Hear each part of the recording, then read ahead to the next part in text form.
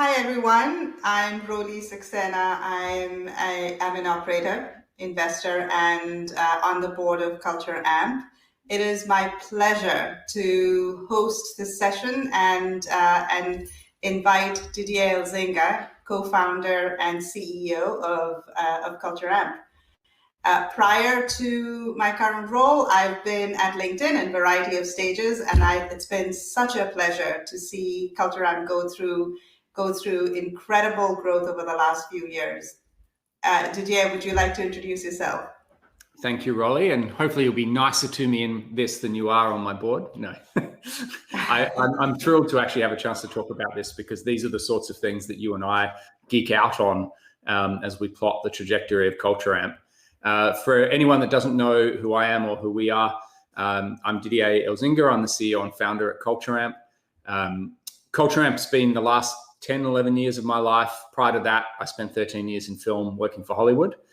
And for us at Culture Amp, the mission that we have is to create a better world of work. And we want to do that. We want to amplify the experience and the impact that over 100 million people can have. And the way that the world that we're in right now, and you think about the last year and everything that's happened, just how important people and culture is, and how important it is not just to business success, which it is, absolutely, but also to the lives we all live as individuals. And so at Culture Amp, that's really what we focus on. So this concept of what does it mean to be a disruptor, which is what we were at the start, and then what does it mean to try and build a category, which is really what we're thinking about now. It's good timing. It is great timing, but that said, a lot of people, I'm sure, who are listening to this talk are not quite, are figuring out whether they're ready to have that conversation. So Didier, rewind back and think about the early days of Culture Amp. At what point did you really start thinking? Did you start thinking about being a category creator right from the start, or were there signals that you were looking for during your journey? Yeah, I think about this in hindsight. We didn't start to create a category. I mean, at some level, definitely focused on changing an industry or changing a space. I, as a CEO, was looking at the HR software that was available to me going, this stuff's horrible. There's got to be something better for something that I care about so much. Why isn't there better software? And we actually started the company focused on what was then more of a performance management challenge, and looking at what other people were doing, and we didn't think it was very good. We built a whole bunch of stuff, had customers, but couldn't get the traction that we wanted. And at the time, we sort of stepped back and went, okay, maybe we're attacking this problem the wrong way. Like, rather than trying to focus on individual feedback, maybe we should be focusing on organizational feedback. And we made the switch and we started thinking about how do we help organizations understand what matters to their people and take action on it.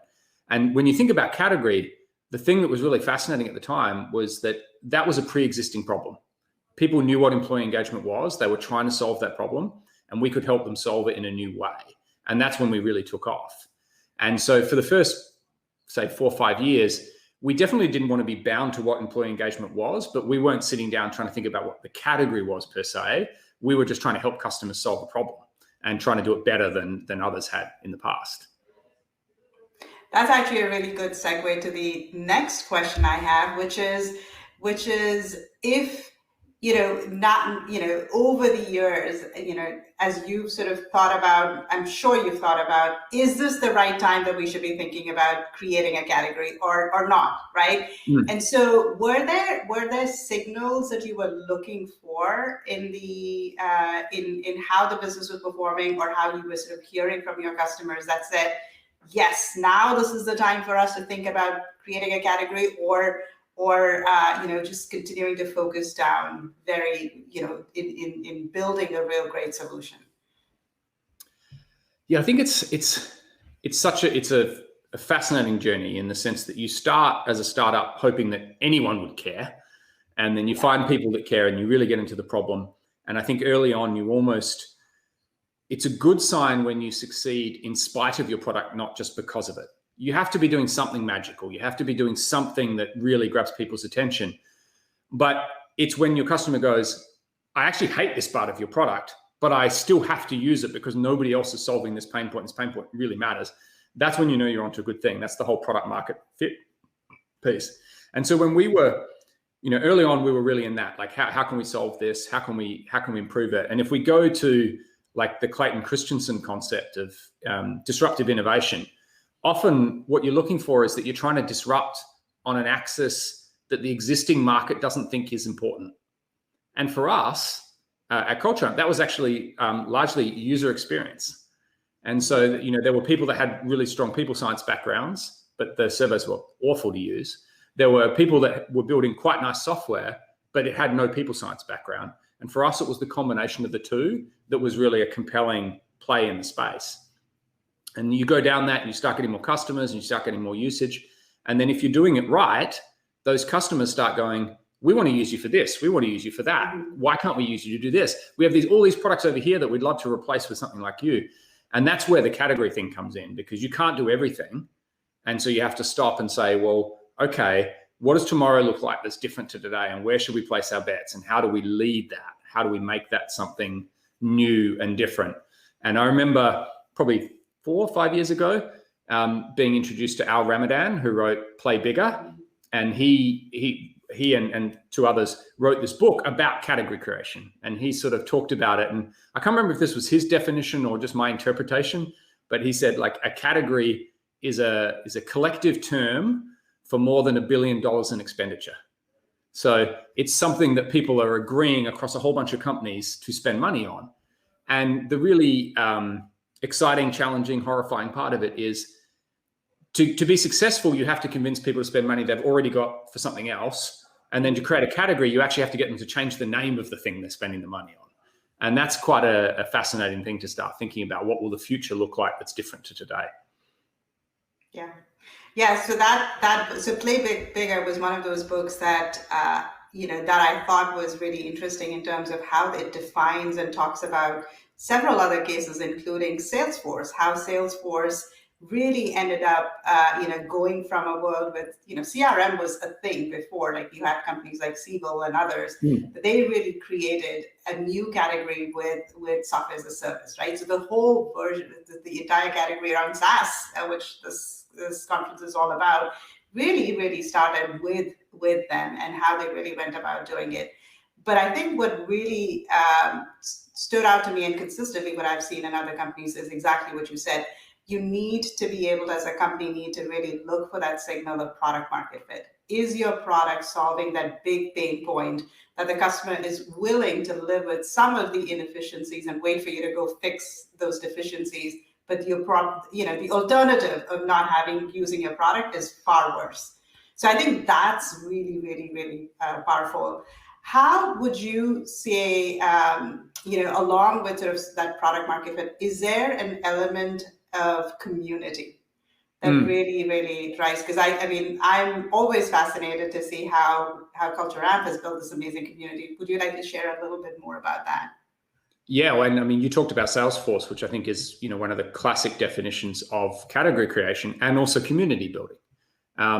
Dreamforce was a thing before Salesforce was a thing, really, if you think about it. Like from the very beginning, Mark Benioff is a genius at that.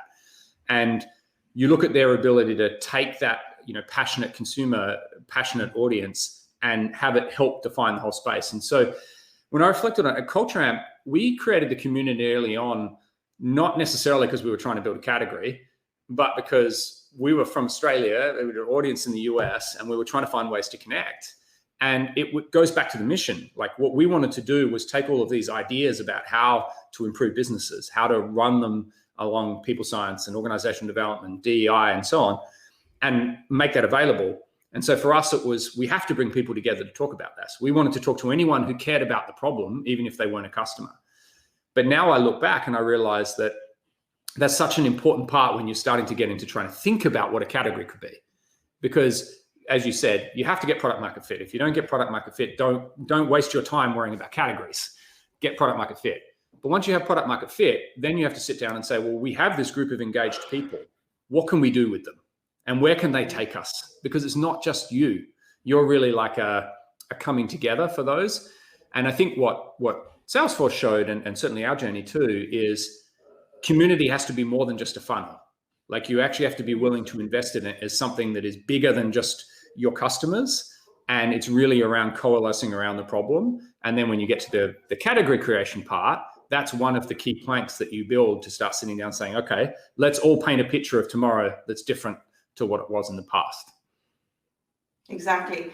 As one of my mentors would always say, your community can actually create a movement that's bigger than who you are. And so if you've got that strong product market fit and you have this community of really loyal champions who are actually willing to go up to the rooftop and shout from the rooftop saying amazing things about you, that those two are really strong indications of you're ready to create a market. That actually leads me to the next question, which would be if a CEO is just about starting to think about category creation, what would be a couple of tactical advice in terms of infrastructure they need to start building within their companies, in terms of whether it's organizational structure and so on and so forth, so that they get ready for building a category? I think one thing that's impossible to understate when you're thinking about category creation is product marketing. So product marketing is important regardless. But if you're going to try and really do the work around category creation, then product marketing is critical. So, have you developed that yet as a company? Is that something you're investing in? How does that fit with the other things that you're doing? It really needs to stand on its own if you're going to do this successfully. So I think that's a really important point. And given that category creation is often there, every once in a while someone will come out and potentially create a category from the beginning. But 99 out of 100 times, what tends to happen is you evolve the category. You get there, you're out in front, you're the leader, you're the one that created the space, and people start looking to you to define where it's going. And so one of the big challenges, I think, as a CEO is that you have to be willing to take risks and to transcend the situation you're in now. So you kind of have to go back to the early days of a vision that is something that a lot of people will look at and go, wait a second, that doesn't make sense, or that's not believable. I mean, the number of times when I was building Culture Amp, the people like, no one will want that, no one will want to buy it, it's not a market, the buyers don't care, all of these things that people tell you along the way. And you get to say 50 or 100 million in revenue and you think, no one's ever going to say that again. And that's true if you play it safe. But if you actually want to build a category, you actually have to take the viewpoint that you have now, you have to look back over all the stuff you've learned, and you have to be willing to paint a different picture. And that's actually quite challenging, and it requires you to kind of reset the vision. And so all of those skills that maybe you thought you didn't need anymore now come back again if you start thinking about category. And like when I think about Culture Amp and how we think about category, we started as an employee engagement platform. And then we, even though we really started as an individual development platform, we pivoted to an employee engagement platform. We ended up bringing individual development back in. And so now we're this full stack platform. We help people collect data anywhere in the employee experience. We help them bring that data together and understand, what matters to their people, deliver insight. And then the thing that's driving me and the thing that I think will sort of underpin the category of the future is how do we actually drive the change in behavior? And when we talk about it internally, we sort of realize that we look back and what we're trying to do now is actually built on stuff that was much longer than even the life of the company. So it's this idea of literacy and how you help equip companies to solve problems. So you go back, bear with me, this is a high concept piece, but it's when you're thinking about the categories, you kind of got to set the context. The thing that made most companies successful over the last, say, 50, 60 years was financial literacy, their ability to use an understanding of numbers and money to run a better business. And then you could see that what flowed beyond that was customer literacy. So how could you use an understanding of your customer and data about your customers to build a better business? And I would say that the last 10, 15 years has largely been about digital or technological literacy. And the companies that embraced that succeeded and the companies that didn't failed. And what we think now, what we think is going to be the underpinning of the category going forward is that human literacy is actually the new frontier. How your people show up, how you create the environment for them to interact with each other, how we all work in a world where we're all working from home. This is the underpinning of the future and what will make for a successful company. And that's where the category is going to be built, because the tools that are needed to build a human literate company are different to the tools that we thought we needed 15 years ago. This is not a talent management suite anymore. This is something totally different. But I wouldn't have been able to have that conversation 10 years ago. I wouldn't have even had that mental model. It's only because we've gone on that journey with the audience and with our customers, and that's what they tell us that's given us that opportunity to start to see that. And so going forward for us, it's how do you help drive behavior change at scale? How do you help make managers successful so that HR can be successful too? Yep, that makes a lot of sense. Have you, as you sort of, as you're thinking about product marketing, I heard, an element of really sort of educating and creating sort of awareness within your industry and just sort of shifting the dynamic and mental model. What have you thought in terms of certain tools that you're thinking about deploying within your customer base, whether it is based on the maturity of the customers or maturity of where the industry is moving? Just curious to hear your thoughts in terms of like tactically, if a CEO is thinking about helping the company go through that journey, what would some? I think you just hit it there when you talk about a maturity model. And I know that you and I have had this conversation before about like LinkedIn and other companies that I think have done this well. And it's where we see ourselves now too, which is when you think about a lot of our customers are using the Culture Amp platform to drive the people analytics approach. And there's a certain model of people analytics maturity. And our insight is that it's not just no data, better data, lots of great answers. It doesn't actually work that way. The hard part is, how do you turn the data into behavior change? What's the gap between what we're doing and whether or not it's working? So the behavior change and ROI gap is a real challenge in people analytics. And so when you want to build a category, you've got to be able to sit down and say, where are people on this journey and how do we help them on that journey to the next stage? So we've found that idea of being able to come up with a maturity model. And I think the insight, once you have the maturity model, is that the tendency is to go straight to put all your effort into taking people that don't know or don't want to do the thing and get them to do it. Whereas let's take people and culture. We don't spend any time trying to convince people why they should use a platform like Culture Amp, because there's a huge number of people that already are, and they're on that journey. They want to make change. And so our job is to help them be successful. You do that, the others will come eventually. You don't want to spend all your time trying to convince those people that don't want to do it if you've got enough people that are already on the journey. So the maturity model is a really valuable tool, I think. Yeah. So Didier, you make it sound really, really easy.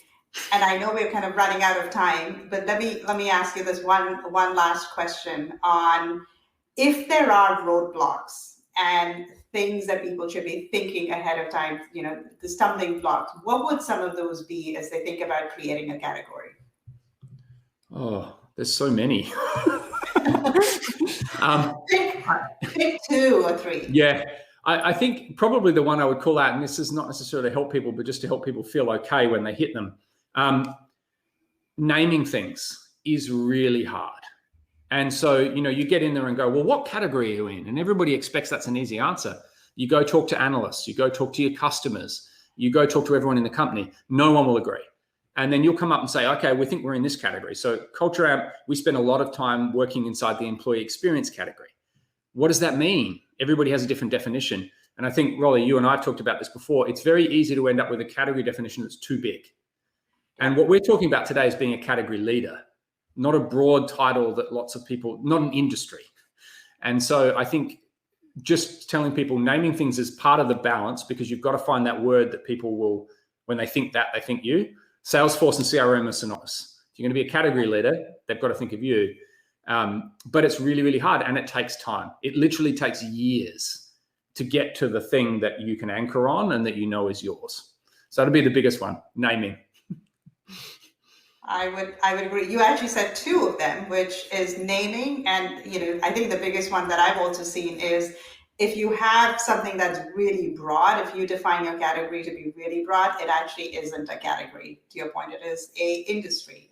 And and being able to have that level of, it's a balance, have the right level of definition that actually allows you to have the space to build a platform, but not so big that it becomes diluted.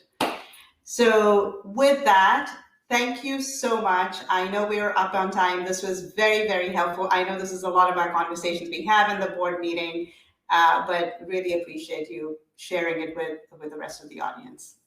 Thank you for doing this with me. Hope everyone enjoyed it. Bye.